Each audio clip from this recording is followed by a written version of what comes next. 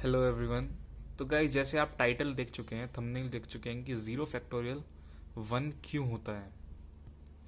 तो उसको समझने से पहले हमको समझना होगा कि ज़ीरो या फिर फैक्टोरियल होता क्या है बेसिकली।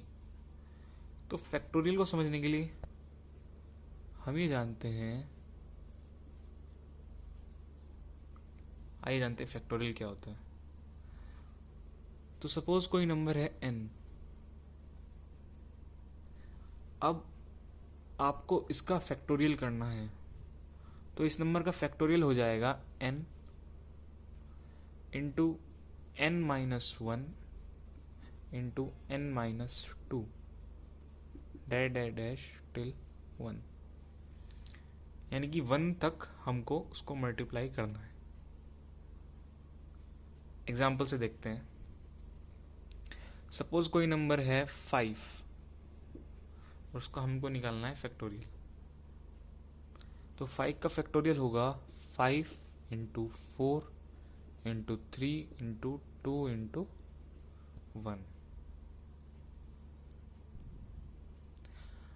अब हम ये समझ चुके हैं, तो आइए शुरुआत करते हैं इसको समझने की कि ज़ीरो फैक्टोरियल वन क्यों होता है।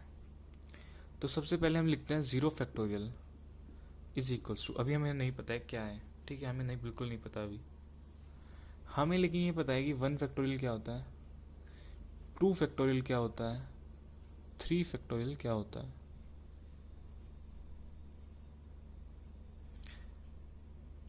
अगर आपको पता है ज़ीरो फैक्टोरियल नहीं पता है, आपको वन फैक्टोरियल पता है, आपको वन होता है, टू फैक्टोरियल होता है two into one factorial, three factorial हो जाएगा थ्री इंटू टू फैक्टोरियल। क्या मैं सच बोल रहा हूँ? सही बोल रहा हूँ? सही बोल रहा हूँ? क्योंकि ये टू फैक्टोरियल का मतलब क्या हो जाएगा, two into one.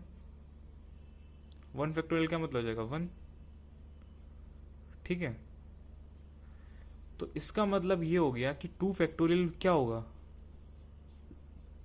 Three factorial divide by three होगा। ऐसे ही वन फैक्टोरियल क्या होगा, two factorial divide by two. तो जीरो फैक्टोरियल क्या होना चाहिए, one factorial divide by one. यानी कि ये हो जाएगा वन। समझ में आया? हम जो है यहां से हमने थ्री की डिवाइड करी, यहां पे टू की करी, यहां की हम वन की करेंगे, ठीक है।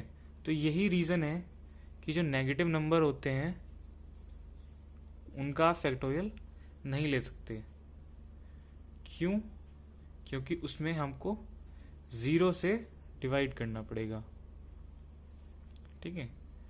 तो अगर आपको ये समझ में आ गया अभी, तो हिट द लाइक बटन।